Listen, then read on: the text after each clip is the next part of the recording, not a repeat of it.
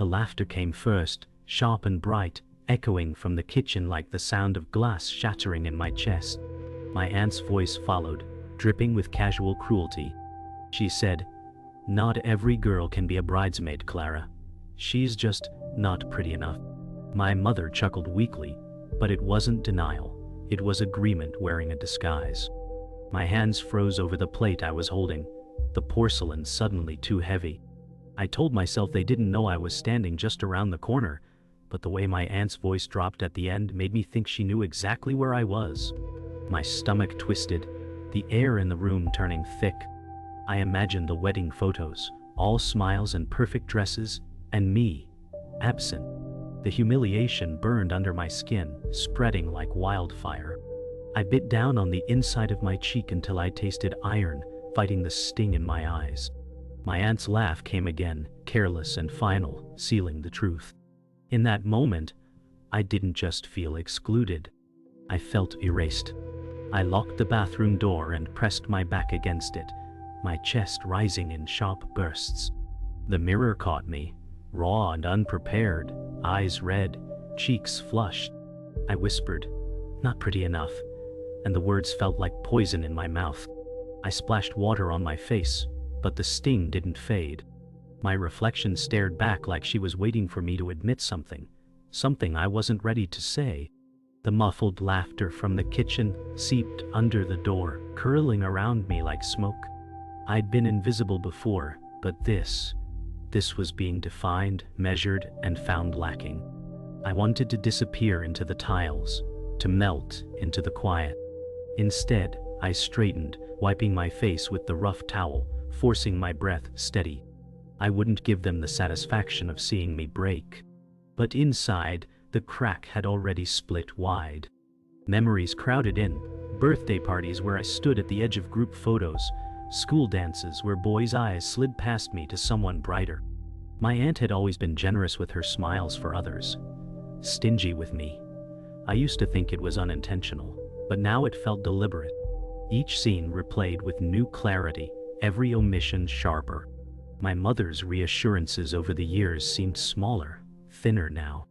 I pressed my palm against my stomach, the old ache blooming fresh. I had learned to live on scraps of approval, convincing myself they were enough. But tonight, those scraps turned to dust. When I emerged, my mother was leaning against the counter, arms folded. She smiled, but it didn't reach her eyes. "Don't take it to heart, Clara. You know how your aunt is," she said softly. I wanted to ask why she didn't defend me, why she laughed. But my tongue felt heavy. Her voice was gentle, almost pleading, but the air between us felt like glass, fragile, ready to break. I nodded, pretending it was fine, that I was fine. She sighed in relief, as if my silence absolved her. Later, I heard my aunt again, this time in the living room, praising my cousin's flawless skin, her natural elegance. Each word was chosen like a jewel, polished and displayed. My cousin laughed modestly, but her eyes shone with pride. I sat on the edge of the couch, my presence unnoticed. The compliment wasn't just for my cousin, it was a reminder to me of where I stood. Outside the circle, always. The night outside was a heavy blanket, wrapping the city in silence as I walked alone under flickering street lamps. My breath formed small clouds in the cold air, each step echoing against empty sidewalks. The weight of the day settled deep in my chest, relentless and suffocating. I questioned why I'd tried to hold on to hope that a word, a glance, or a smile might reach me. The streets blurred, faces indistinct, as if the world itself had turned distant and unkind. I traced the memories of childhood laughter, fading into whispered exclusions, each one a ghost haunting my steps. Still, in the dark, a stubborn flicker of defiance sparked, fragile but fierce. I wasn't ready to vanish completely. Somewhere beneath the ache was a promise, to find my own light, no matter how faint. At the coffee shop, the warm aroma of roasted beans wrapped around me like a small comfort. The barista smiled, unaware of the storm I carried. I took my usual seat by the window, the cities hung muted by glass. I opened my notebook, words hesitant at first, then spilling in waves. Writing had always been my refuge, the only place where my thoughts weren't judged, where I was seen. But tonight, even the ink felt heavy, the page reluctant to hold my truth. I paused, watching passers-by reflected in the glass, lives weaving and colliding, effortless in their belonging. I envied their ease, their certainty. Yet I wrote on, determined to claim my story, no matter how jagged or incomplete. If I couldn't change the past, I could shape the future, word by word. The phone call came unexpectedly. His voice was calm, familiar, but edged with something I couldn't place: distance? Regret? I tried to keep my voice steady as I listened. He spoke of changes, new cities, new lives. I wondered if he noticed the tremble I masked, if he sensed the years folded between us like old photographs. Our conversations had become threads stretched thin, fraying with silence. Yet hearing his voice stirred a longing I had tucked away. Memories of laughter shared in sunlit rooms, promises made on youthful dreams. I held on to the moment, fragile and fleeting, before the weight of reality pressed back. Some bridges, I realized, were meant to be crossed but not returned to. Days passed in a blur of routine and quiet battles. I stood in front of the mirror, rehearsing smiles and phrases I would never use. At work, I was a ghost in meetings, nodding but never heard. The weight of invisibility pressed down like gravity. Yet beneath the surface, something began to stir, small acts of courage, a defiant spark in my eyes. I started speaking up, one word at a time, carving space in the noise. The world didn't immediately notice, but I felt the shift. The reflection in the glass no longer seemed so distant. I was reclaiming myself, one breath, one step at a time. The road ahead was uncertain, but the choice was mine. One evening, walking home beneath a canopy of blooming trees, I felt a rare peace settle over me. The air smelled of rain and earth, and the world was quiet except for my footsteps. I realized that acceptance wasn't about forgetting the wounds, but embracing their place in my story. I wasn't perfect, and I wouldn't be anyone else's definition of beauty or worth. But I was whole. The city lights twinkled like distant promises, and in that moment, I vowed to carry my scars without shame. I was no longer invisible. I was visible, vibrant, and alive. The morning sun spilled through the apartment windows, scattering light across the worn wooden floor. Clara sat by the small kitchen table, the silence around her thick, yet comforting. Today marked a turning point, not marked by fanfare, but by quiet resolve. She traced the rim of her coffee cup, thoughts spiraling between doubt and determination. The past no longer shackled her, but memories still whispered in corners of her mind. Outside, the city was awakening with relentless energy, but inside there was calm, a new kind of strength growing in stillness. Clara took a deep breath and allowed herself to hope again. This was her moment to step forward, imperfect and unafraid. Later that day, Clara found herself wandering through an art gallery, walls adorned with vivid paintings and sculptures. Each piece seemed to speak in colors and shapes, a silent language of emotion she craved. She paused in front of a canvas bursting with chaotic reds and blues, a reflection of the turmoil she once felt. Yet nearby, a gentle landscape in pastel hues whispered of healing and hope. Surrounded by the creations of others, Clara felt less alone. The gallery was more than a space. It was a sanctuary for broken pieces to find new form. Inspired, she pulled out her notebook and began sketching ideas, letting the colors of her spirit bleed onto the page. The phone rang again, but this time Clara answered with newfound steadiness. The voice on the other end was different, warm, inviting, full of possibilities. It wasn't the past calling, but a future waiting to be shaped. They spoke of projects, dreams, and the uncharted roads ahead. For the first time in years, Clara felt an excitement that wasn't shadowed by fear. She realized the power of connection, not just as a lifeline, but as a bridge to growth. The conversation ended with promises of collaboration, laughter threading through the silence. Clara set the phone down with a smile, feeling the pull of something new and alive. That evening, Clara stood on the rooftop, the city sprawling endlessly beneath her. The skyline shimmered against the dusk sky, buildings like silent guardians of countless stories. The cool breeze tangled her hair, carrying the scent of rain yet to fall. She closed her eyes and breathed in deeply, feeling grounded and free all at once. The city was no longer a maze trapping her, but a canvas ready for her touch. In that vast openness, Clara found clarity. Her journey wasn't about perfection but progress. She opened her eyes to the fading light and smiled. This was her world, and she was ready to claim it. The next morning, Clara stepped into a new workspace, a sunlit studio filled with raw materials and possibility. The scent of fresh paint and wood welcomed her like a promise. Here, she would build, create, and weave her story anew. She set her bag down, eyes shining with quiet determination. This space wasn't just a room, it was the birthplace of her rebirth.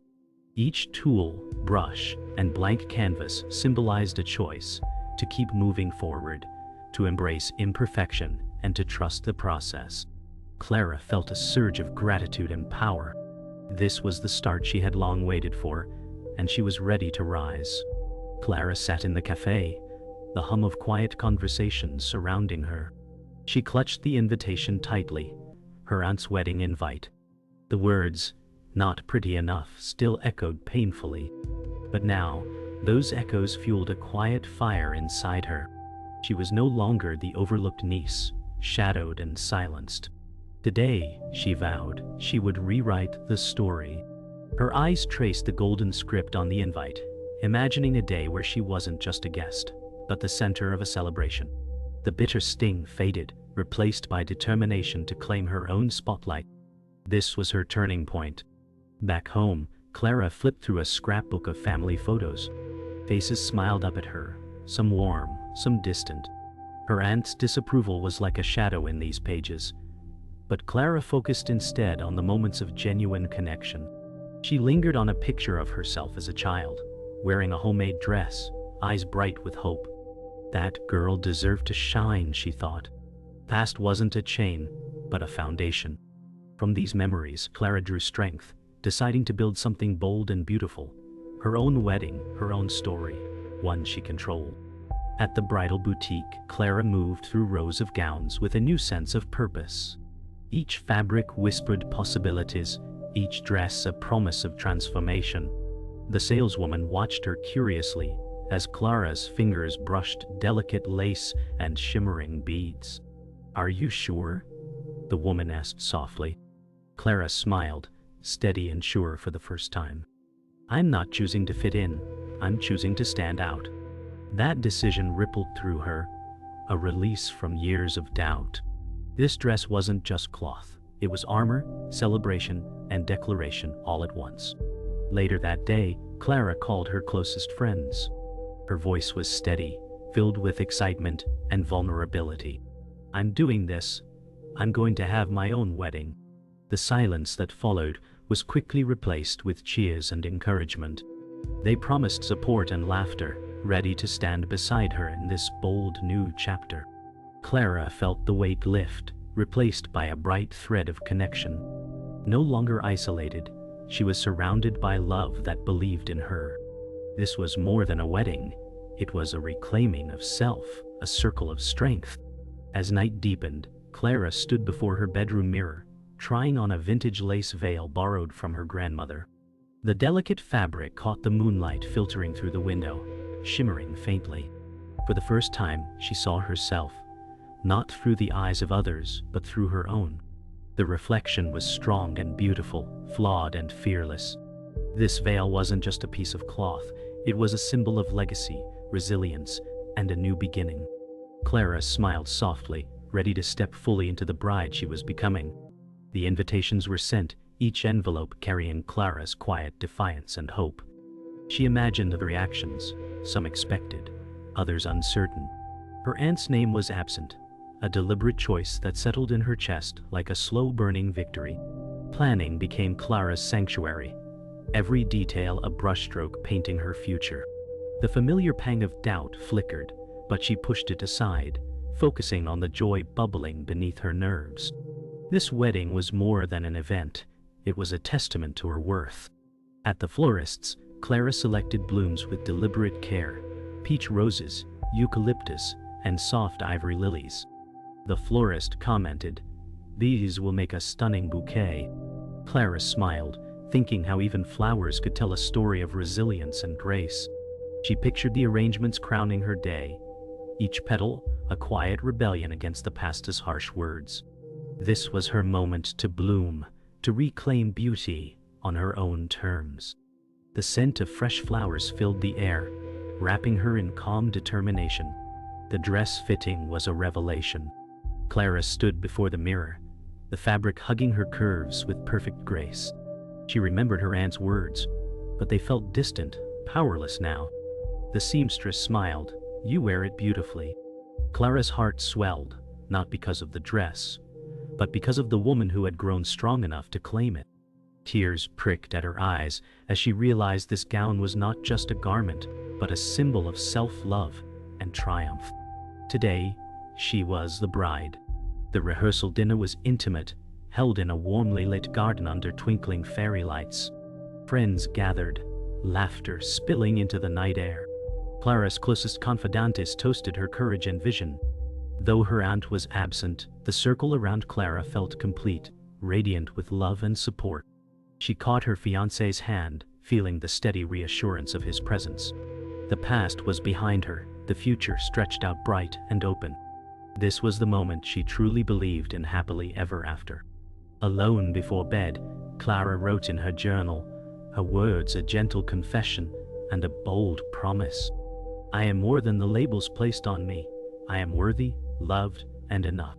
Her pen moved steadily, weaving a narrative of healing and hope. The night outside was still, but inside her heart, a storm of joy and determination raged. Tomorrow, she would walk down her own aisle, not as the overlooked niece, but as the radiant bride. This was her story now, and she was ready to live it fully.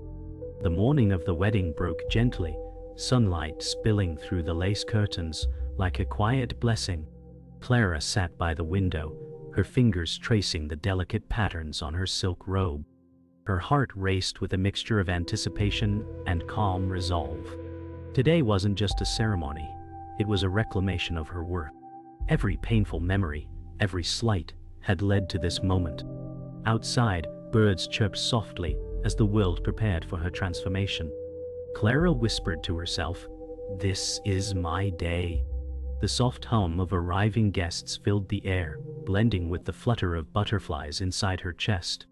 The garden was alive with color, white roses climbing trellises and fluttering ribbons catching the light like whispers of joy. Guests settled in hushed excitement, their smiles soft but eager.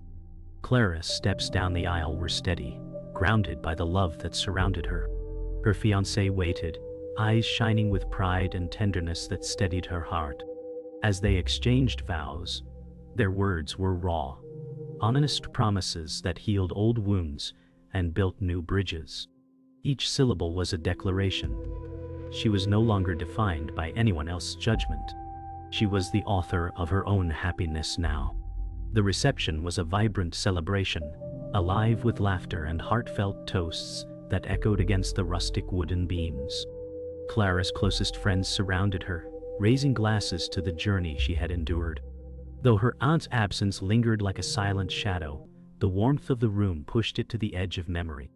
Clara caught her fiancé's eye, both radiating joy that outshone past bitterness. As the music swelled, they danced beneath strings of twinkling fairy lights, their steps weaving a story of resilience and hope. Every smile and cheer wove a new chapter of belonging and love. As the night deepened, Clara slipped away to the quiet terrace, the cool air wrapping around her like a soothing balm. The faint scent of jasmine drifted through the garden, mingling with the distant laughter inside. She leaned on the stone railing, gazing at the stars that stretched infinitely above. A message from her aunt appeared on her phone, just 3 simple words, "I see you." Clara felt no bitterness, only a tender acceptance that some wounds heal slowly. Tonight, Under the vast sky, she allowed herself peace, recognizing that healing was its own kind of victory. Returning inside, Clara found her husband waiting beside the crackling fireplace. The room glowed softly in candlelight, the fire casting dancing shadows that seemed to echo the flicker of their shared dreams. They sat close on a plush sofa, voices low as they spoke of hopes and futures not yet written. Clara felt the weight of the day lift, replaced by a quiet certainty. Becoming the bride was more than a triumph over her past, it was a bold claim to her own worth. Tomorrow held unknown challenges, but tonight, wrapped in love and promise, she was home. The music swelled, and she stepped onto the polished floor, the satin hem of her dress brushing her ankles like a whispered promise she had waited her whole life to hear. Her cheeks glowed, not from embarrassment but from joy, the kind that rooted deep and spread like sunlight after a long winter. Laughter rippled around her, no longer sharp or cruel. It wrapped around her like a familiar song. Every spin of her body felt like shedding years of doubt, unlocking rooms she had boarded up in her heart. Her eyes caught Daniel's across the crowd. His smile was wide, unguarded, like he was seeing her for the very first time. The chandeliers spilled golden light across her bare shoulders, making her seem carved from light itself. For once, she wasn't hiding at the edges. She was in the center, exactly where she belonged. She closed her eyes mid-twirl, letting the music wrap around her spine like silk. Her heart whispered, "This is what it means to be alive." When she stopped, breathless, she was met with applause that didn't just sound like approval. It felt like love.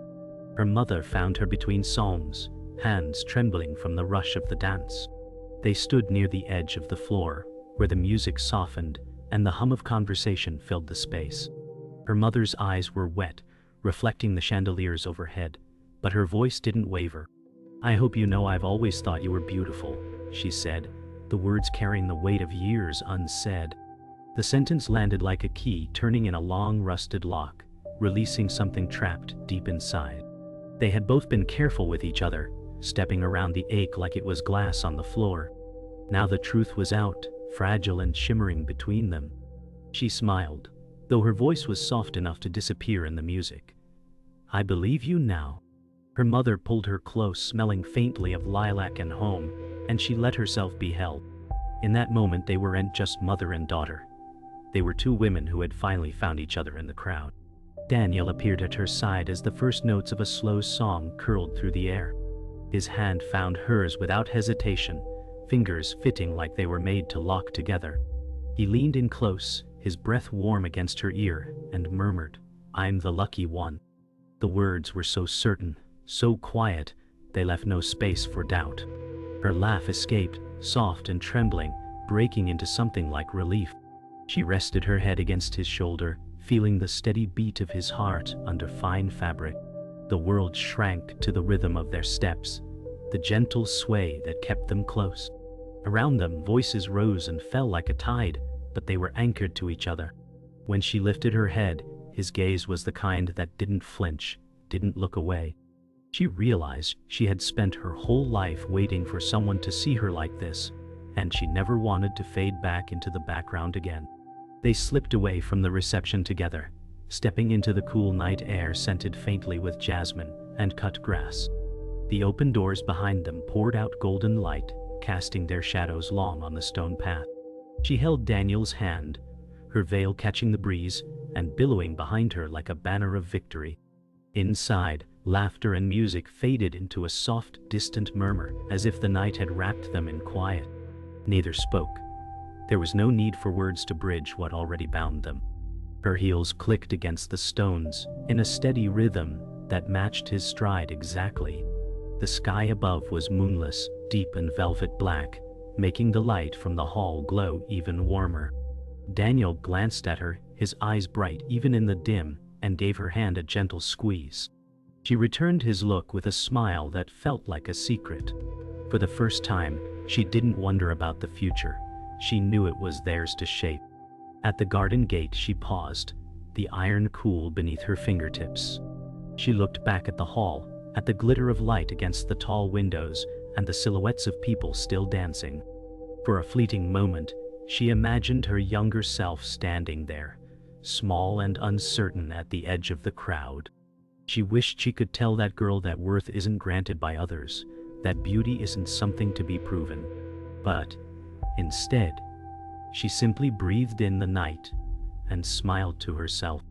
Daniel's voice, low and certain, asked, "Ready?" She turned to him, feeling the steadiness of her own heart for the first time in years. The path ahead was dark, but his hand in hers made it feel lit from within. As they stepped forward, she whispered into the night, "I was always enough." The words weren't for anyone else. They were for her, and they settled into her bones like truth.